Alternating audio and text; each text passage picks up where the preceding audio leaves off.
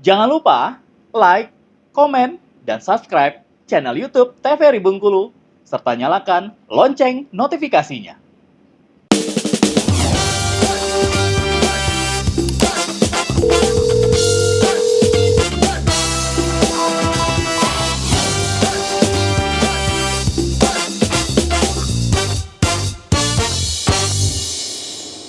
Sahabat sehat, terima kasih Anda masih bersama kami dalam Dokter Kito, bersama Kita Sehat dengan tema spesial kita kali ini membahas mengenai benarkah ASI eksklusif bisa mencegah obesitas. Tadi kita masuk ke sesi tanya-tanya ya dok ya. Tadi happy ini, ibu harus happy dari oksitosin tadi. Betul. Ya. Nah, itu kenapa dok? Mungkin bisa dijelaskan dok. Oksitosin itu sebenarnya kalau untuk ibu yang baru melahirkan, selain dia membantu mengeluarkan ASI, itu juga membantu mengembalikan ukuran rahim. Kan rahim itu kan aslinya sebesar ini nih awalnya, terus terisi oleh bayi sekian kilo, 3 kiloan gitu, dia mengembang berapa puluh kali lipat. Nah, supaya dia bisa kembali ke ukuran semula, itu hormon oksitosin yang membantu. Dan harus segera kembali sebelum 1 jam. Jadi harus bisa harus berkontraksi, rahim yang habis bayinya lahir itu tadi harus kembali berkontraksi untuk menghindari perdarahan pasca bersalin. Jadi dengan menyusui sebenarnya ibu itu akan terhindar dari risiko perdarahan pasca persalinan karena oksitosin tadi keluar. Jadi itu akan membantu rahim kembali ke ukurannya yang semula. Itu yang pertama. Kemudian dengan menyusui ibu itu merasa berdaya, merasa berguna gitu kan. Nah, itu juga akan meningkatkan kebahagiaan ibu. Jadi dia ya itu tadi seperti siklus. Dengan ibu bahagia, ibu bisa menyusui anaknya. Dengan bisa menyusui anaknya, ibu itu bangga dengan dirinya. Akibatnya dia lebih bahagia lagi dan seterusnya. Dan ibu-ibu yang menyusui itu juga rendah risikonya mengalami obesitas. Jadi untuk kembali ke berat badan semula, kembali ke bentuk badan sebelum hamil, itu juga lebih besar keberhasilannya dengan menyusui. Karena saat menyusui itu metabolisme di dalam tubuh ibu itu tinggi. Jadi lemak-lemak sisa penambahan berat badan saat hamil itu akan dibakar habis saat ibunya menyusui. Begitu. Baik, artinya jika ini berkaitan dengan perasaan senang, bahagia dari ibu bisa memperlancar semuanya termasuk ASI-nya, berarti kalau stres itu sangat mempengaruhi produksi ASI. Betul. Ya dok ya? Betul. Jadi di seminggu pertama hati-hati ada baby blues gitu kan. Kalau tidak diatasi dengan baik dia bisa berlanjut jadi depresi postpartum. Jadi postpartum depression atau PPD. Nah, itu yang ditakutkan karena ibu itu ditakutkan bisa menyakiti dirinya sendiri bahkan bayinya. Jadi sering kita dengar berita ada ibu mungkin mencekik bayinya, kemudian melempar bayinya itu karena depresi.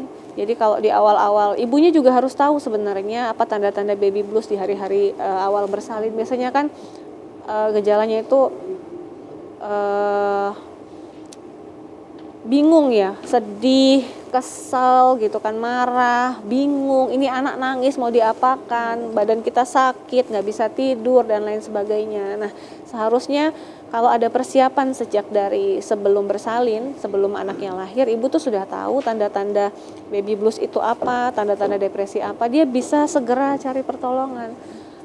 Jangan didiamkan gitu, jangan dibiarkan. Termasuk juga tadi support system dari suami. Jadi kalau melihat tanda-tanda istrinya sudah malas ngapa-ngapain, misalnya makan tidak semangat, malas mandi, misalnya kelihatan kelelahan, nah seharusnya suami sebagai orang yang paling dekat bisa menemukan tanda-tanda itu, bisa mengajak atau membawa istrinya untuk konsultasi dan bisa diatasi segera. Karena ya itu tadi kalau ibunya stres pasti ASI-nya akan drop.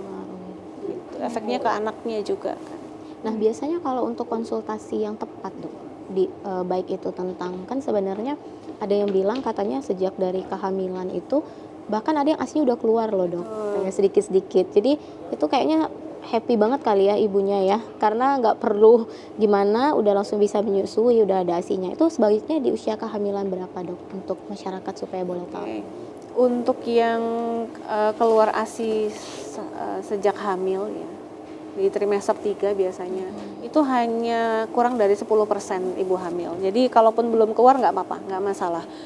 Karena laktogenesis itu kan memang, laktogenesis pertama itu mulainya segera setelah bayi lahir, nggak masalah, nggak usah takut gitu, nggak usah ditunggu-tunggu kok belum keluar, nggak apa-apa. Yang paling penting itu adalah persiapan.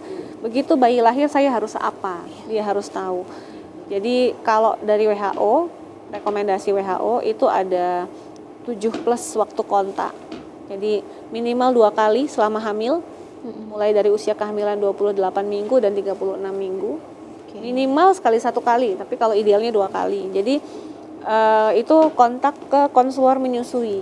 Jadi memang ada profesi konselor menyusui yang bisa nakes ya, bisa juga bukan nakes. Jadi banyak juga yang pengacara, kemudian seperti Mbak Julia juga, orang-orang yang di jurnalis dan lain-lain yang memang concern dan tertarik untuk mendalami profesi sebagai konselor, itu bisa ikut pelatihannya. Jadi akan dapat pelatihan jadi konselor menyusui. Jadi nanti akan diarahkan apa yang harus dilakukan oleh ibu, suami, orang-orang terdekat begitu bayi lahir, apa yang harus dilakukan. Jadi nggak bingung-bingung lagi.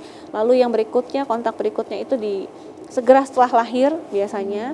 Idealnya di setiap rumah sakit itu punya konselor menyusui, tapi di Bengkulu rasanya belum. Bengkulu dok, di mana yang ada dok? Sementara ini baru saya sendiri yang praktik di rumah sakit Umi. Kemudian berikutnya lagi itu di 3 hari pertama setelah bersalin, setelah pulang ke rumah gitu kan.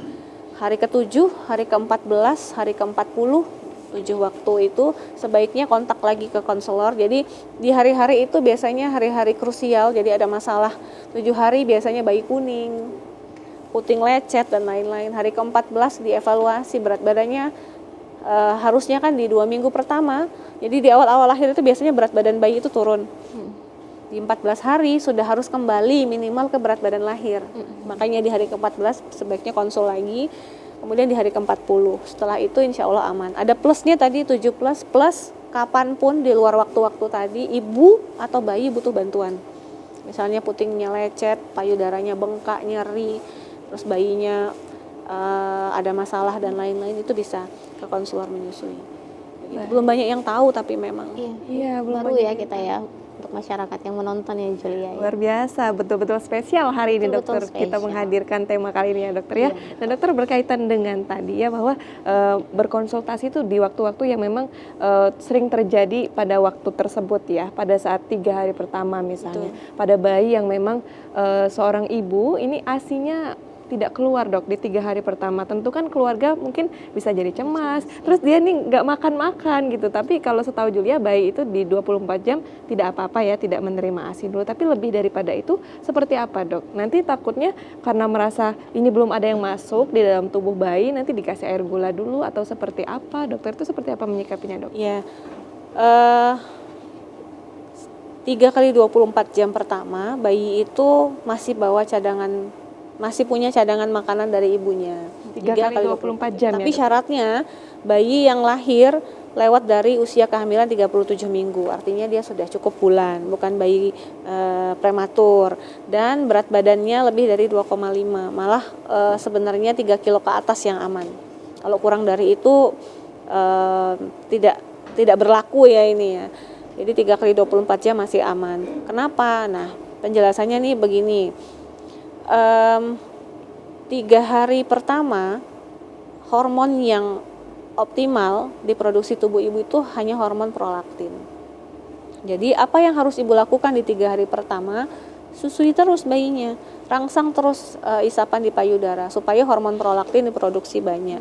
Nanti ibaratnya di payudara itu adalah gelas, itu terisi nanti oleh ASI.